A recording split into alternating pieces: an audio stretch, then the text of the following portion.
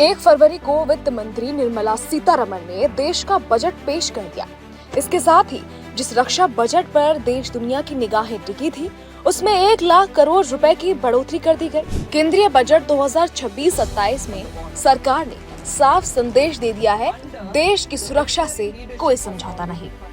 सबसे पहले मैं प्रधानमंत्री मोदी जी के मार्गदर्शन में तैयार एवं वित्त मंत्री निर्मला सीतारमण जी द्वारा प्रस्तुत इस शानदार बजट के लिए उन्हें हार्दिक बधाई देता हूं। और मैं मानता हूं कि यह जन भावनाओं और जन अपेक्षाओं पर खरा उतरने वाला यह बजट है।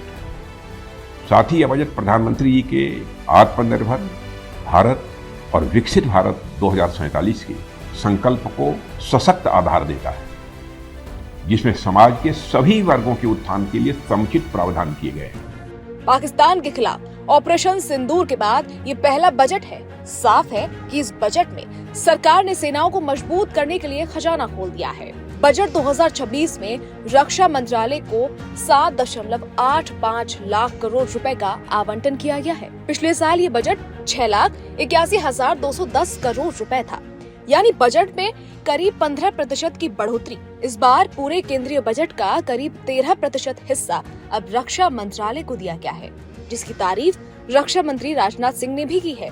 सुनिए। इस बजट में रक्षा क्षेत्र के लिए 7.85 लाख करोड़ रुपए का प्रावधान किया गया है।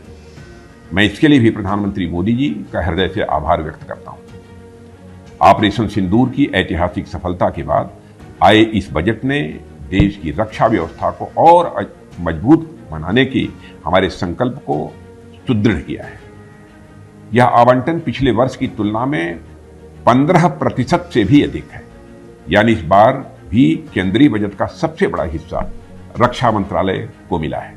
रक्षा मंत्रालय के मुताबिक रक्षा बजट का ज्यादा इस्तेमाल हथियार और टेक्नोलॉजी पर खर्च किया जाएगा, जिसमें नए लड़ाकू विमान, मिसाइल सिस्टम, पनडुब्बियां, युद्धपोत और अत्याधुनिक ड्रोन शामिल हैं। रक्षा मंत्रालय के मुताबिक इससे सेना को नेक्स्ट जनरेशन वॉरफेयर के लिए तैयार किया जाएगा।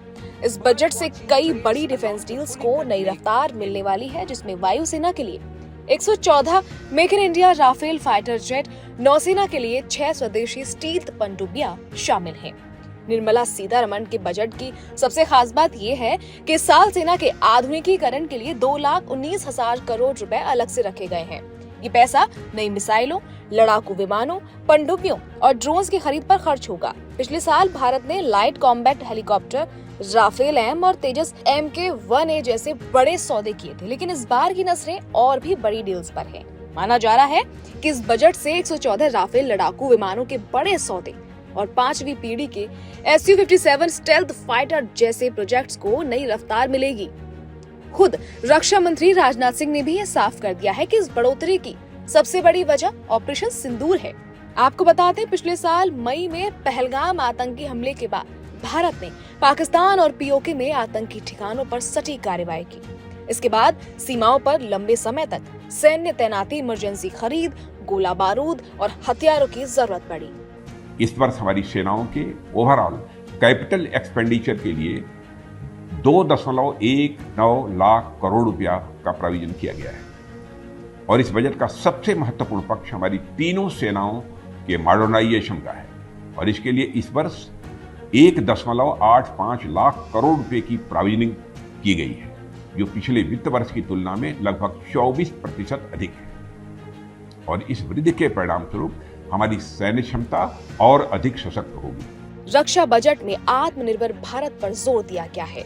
मतलब सरकार का फोकस सिर्फ खरीद पर नहीं, स्वदेशी रक्षा उत्पादन पर भी है। शायद यही वजह है कि कैपिटल बजट का करीब 75% हिस्सा भारतीय कंपनियों के लिए रिजर्व रखा गया है, ताकि भारत हथियारों के लिए दूसरे देशों पर निर्भर न रहे। रक्षा मंत्री राजनाथ सिंह ने बढ़ोतरी का स्वागत करते हुए कहा, ये बजट भारत की रक्षा क्षमताओं को नए स्तर पर ले जाएगा। ऑपरेशन सिंदूर के बाद सरकार ने साफ कर दिया है, राष्ट्रीय सुरक्षा सर्वोपरि है। सबसे अहम बात ये है कि रक्षा बजट में सैनिकों, भूतपूर्व सैनिकों के हितों का भी ख्याल रखा गया है, जो इस बजट को और भी ज्यादा खास बनाती है। भूतपूर्व सैनिकों और उनके परिवार के कल्याण के को भी इस बजट में प्रमुख स्थान मिला है। और young serviceman contributory health scheme के अंतर्गत वर्तमान वर्ष की तुलना में लगभग 45% की बढ़ोतरी करते हुए 12,100 करोड़ रुपए का प्राविजन किया गया है। कुल मिलाकर यदि मैं कहूं तो यह बजट सुरक्षा, विकास और आत्मनिर्भरता के संतुलन को मजबूत करता है। मैं देशवासियों को देश हित में पेश हुए इस बजट पर हार्दिक बधाई देता हूं। तो साफ है, बजट 2026-27 में सरकार ने सेना को आधुनिक हथियार, बेहतर तकनीक और आत्मनिर्भरता का भरोसा दिया है। ऑपरेशन सिंदूर के बाद ये बजट सिर्फ आंकड़ों का नहीं, रणनीतिक ताकत का ऐलान है। ऐसे में सरकार ने साफ कर दिया है कि वो अपनी सैन्य ताकत को बरकरार रखने के लिए किसी भी तरह की कमी नहीं छोड़ेगी। इसके साथ ही मेक इन इंडिया के तहत स्वदेशी रक्षा उत्पादन को बढ़ावा देने के लिए बजट का एक बड़ा हिस्सा भारतीय कंपनियों के लिए सुरक्षित रखा गया है, ताकि हम हथियारों के मामले में दुनिया पर निर्भर न रहें।